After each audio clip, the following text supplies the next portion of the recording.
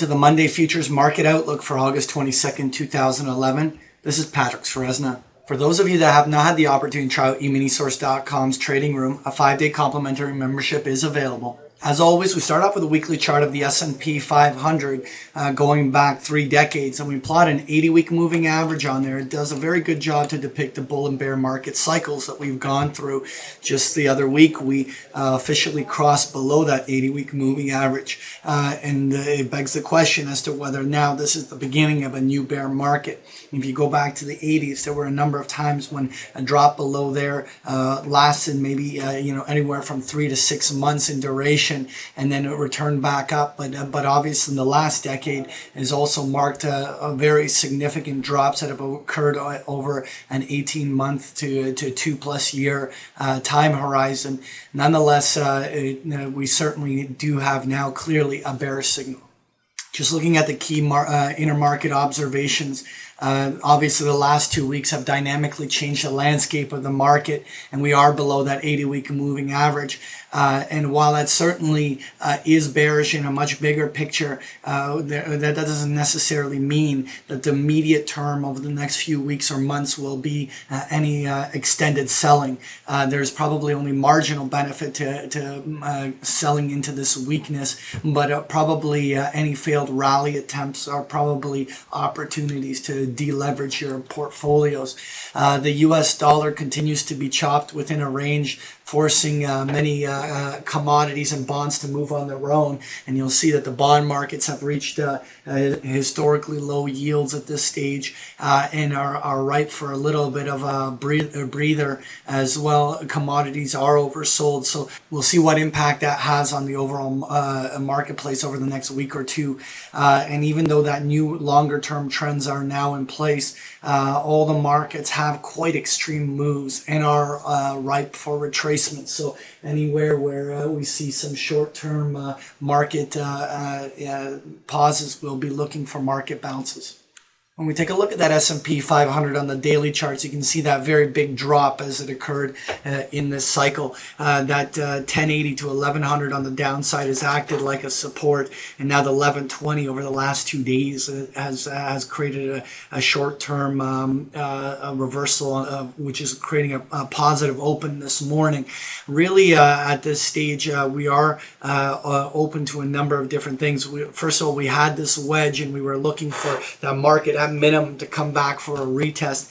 Key bottom retests don't necessarily always have to hit the exact double bottom mark, and this is why we're going to watch this market carefully here, as if we get anywhere above the 1170 area on the upside, we have to be open to the idea that a retest is already complete. But nonetheless, if we did have any way today or tomorrow turn into a negative reversal where the markets immediately find themselves at 1120 or lower, that window would immediately open for a drop down to 1080 or even as low as the 1000 level on the downside. It'll be very important for the bulls to dig in these zones right in here and don't let these support lines give out. Overall, if we use the 2008 bear market as any indication after the first drop, there was even a 2-3 month period where the market kind of spent consolidating and working its way higher to a little bit higher levels, retesting previous overhead resistance levels before another major drop occurred. So if we see short-term bottoms come in these zones, we could probably over the next few months see retracements even back up to 1250, 1260 on the upside before another leg of a bear market could begin. Next year, I want to take a look at the US dollar index, and the US dollar continues to deteriorate down toward its support lines around the 73, 73.50 area. And if we had any breakdown of the US dollar index to new lows on the downside, it would certainly give the whole market a breather or a break. It will probably cause bonds to stall for a little bit, and it certainly would allow the commodities to retrace higher after being quite oversold. So we'll be watching what happens here. We'll see whether the support line holds. If the 73 level gives out on the downside on the dollar index, then we could see 72 and 71 very quickly on the downside. Now, in the much bigger picture, The one thing that would be the worst case scenario for the stock market and for commodities would be there being a short-term low on the dollar and a very robust rally begin. If suddenly we saw the US dollar work 75, 76 on the upside and then suddenly break out on the upside over a month or more and suddenly begin a new uptrend, that would very quickly cause the markets to spiral into a new wave of turmoil. So really, anyone here that's looking for a short-term low is really hoping for U.S. dollar deterioration here, because any rally would throw a wrench into any back tracing of the market. Next year, when we take a look at copper futures, copper continues to sort of consolidate along this 380, 390 support line down along there. It's quite possible that we even have copper return back to 410, 420 on the upside. But again, a lot of it will be a play on what happens with the U.S. dollar in the next cycle. But nonetheless, once copper finishes consolidating in this zone, we probably will see another attempt to break down. But we'll see what time frame that will occur on. More than likely, the next few weeks could end up being relatively stable for copper.